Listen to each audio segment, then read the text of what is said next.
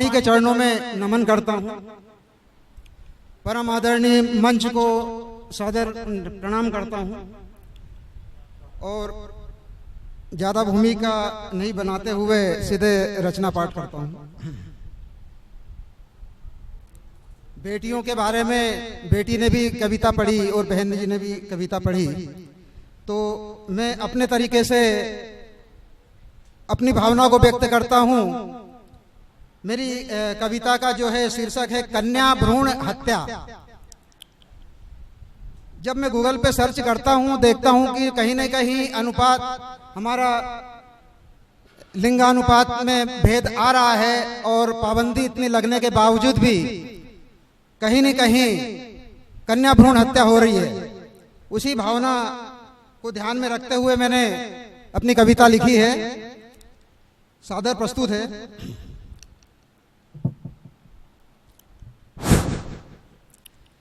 मेरी हत्या करने को तू, मेरी हत्या करने को तू क्यों इतना मजबूर है।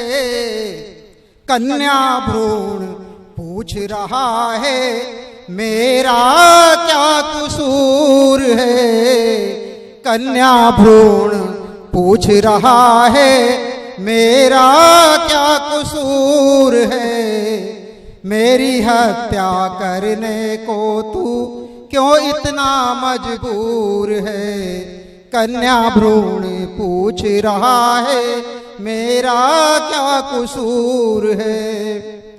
मुझे भी आने दो इस जग में, यह भी तुम्हारा रक्त है। मुझे मारने है तू इतना हृदय हुआ क्यों सख्त है। जीने है तू इस जग में, जीने है तू इस जग में, उत्साह मेरा भरपूर है।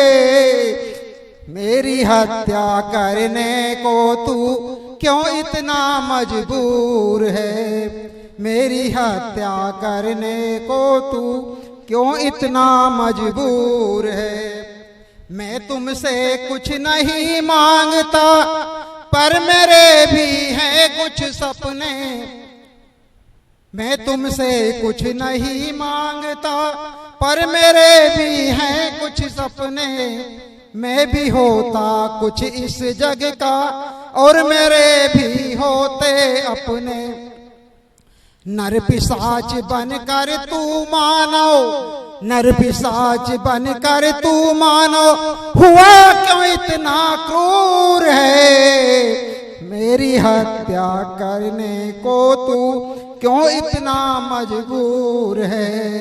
मेरी हत्या करने को तू क्यों इतना मजबूर है।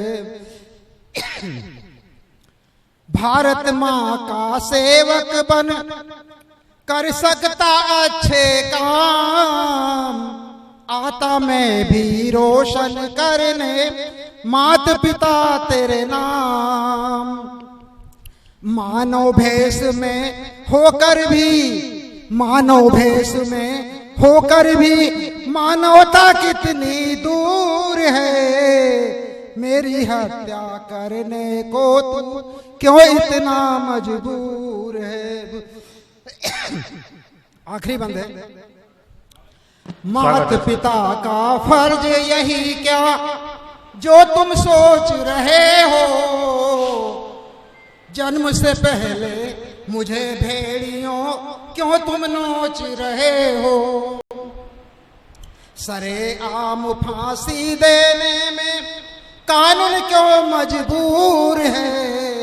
मेरी हत्या करने को तू क्यों इतना मजबूर है।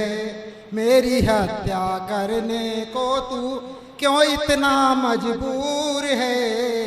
कन्या भ्रूण पूछ रहा है मेरा क्या कसूर है।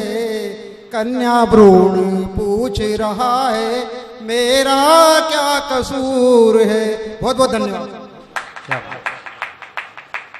मित्रों, अगले क्रम में हमारे बीच